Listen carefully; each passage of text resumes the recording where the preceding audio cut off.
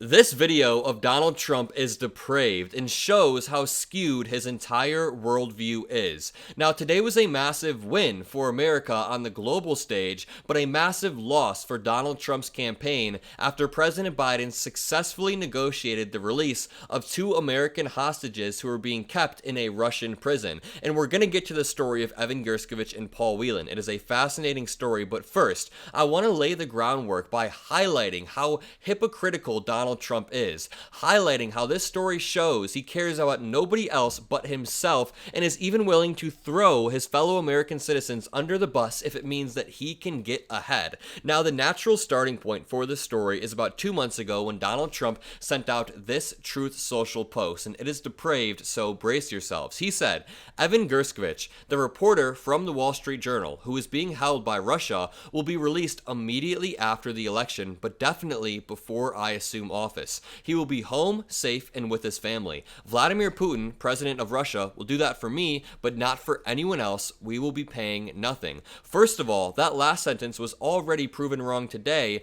Donald Trump says, Vladimir Putin will do that for me, but not for anyone else. Well, Putin did that for Biden today because Biden actually knows how to use diplomacy to his advantage. But secondly, the entire premise of this post implies that Donald Trump could just pick up his phone, call Vladimir Putin, and say, hey, release Evan Gershkovich, but Donald Trump is not doing that for his own political gain. He is essentially saying, hey, vote for me. If you don't vote for me, Evan Gershkovich will never come home. If you do, I will expedite the process. He essentially is holding Evan Gershkovich hostage with Vladimir Putin. He is dangling the keys of freedom above the head of Evan Gershkovich and above the head of Evan's family. It is totally sick and twisted, but the wild part is Donald Trump doubled down on this in a video from about a month ago. Let's watch.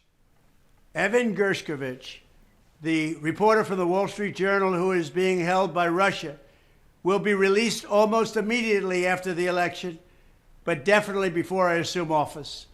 He will be home, he will be safe. Vladimir Putin, president of Russia, will do that for me, and I don't believe he'll do it for anyone else, and we will be paying nothing.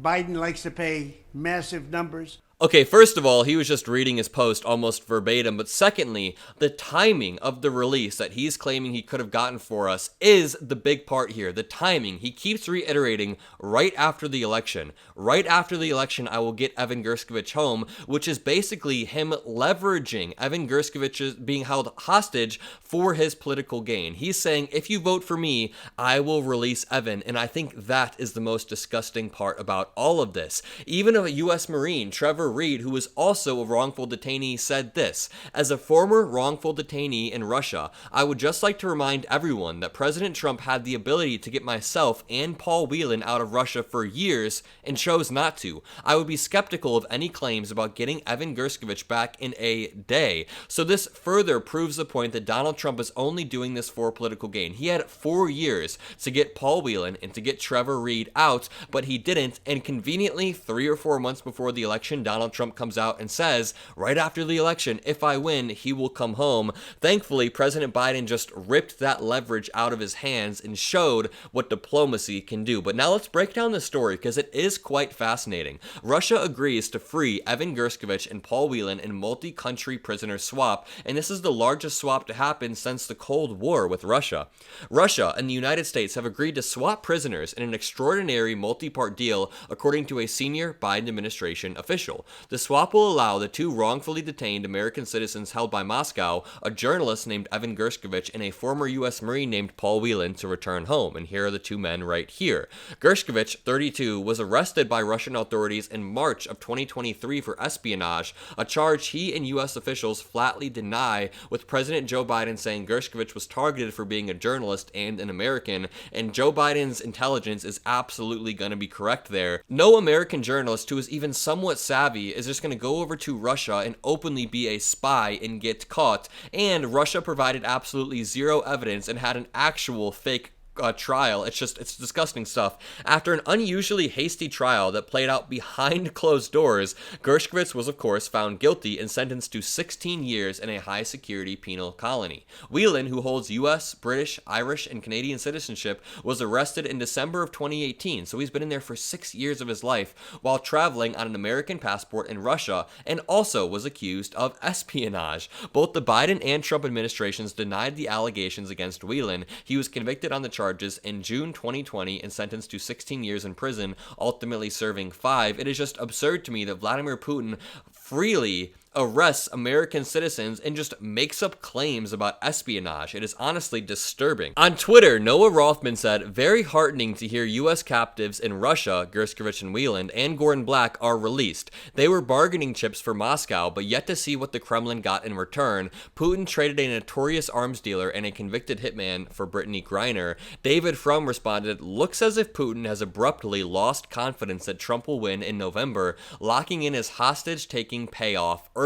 And that is actually some decent analysis right there. Donald Trump has been slipping in the polls. He has been having disastrous events like the one we saw yesterday in Chicago. His opponent has been fundraising historic amounts of money and gaining a massive amount of momentum, so Putin probably realized, I may not get this high-value trade-off with Donald Trump that I thought I was going to get, because of course Trump would have treated Putin way better. There's this weird pattern where Trump talks greatly about people like Vladimir Putin or Viktor Orban or Xi Jinping, calling them brilliant and smart and strong, but then when it comes to our Western allies, people like Trudeau or Macron, he will say these people are weak and losers. So if Vladimir Putin realized that he may not get this sweet deal with Donald Trump that he wanted, he's going to take the deal with President Biden to make it seem like it is a good deal either way. Matt Iglesias said, "Remember when Trump spent months publicly urging Putin to only release Gershkovich as a post-election favor to him personally? It struck me as unusual behavior for a presidential candidate." That is an understatement.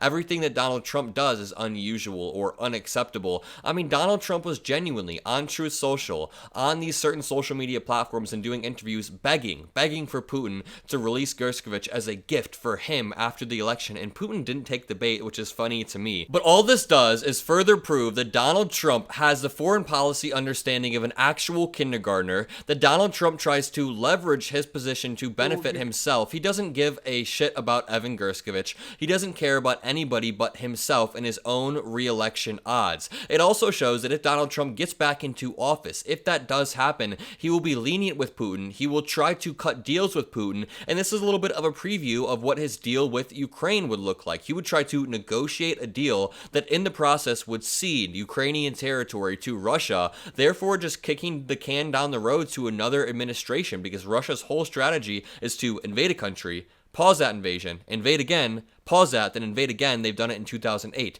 They've done it in 2014. They did it in 2022. So Donald Trump's entire plan is juvenile and would just kick the can down the road. Either way, if you guys enjoyed this video, make sure you leave a like, comment a blue heart. I love that you guys are a part of this community that we're building, where we can laugh together, cheer together, panic together, cry together heading into this election. It is a great time. It is a great time. Thank you for being here and have a great day.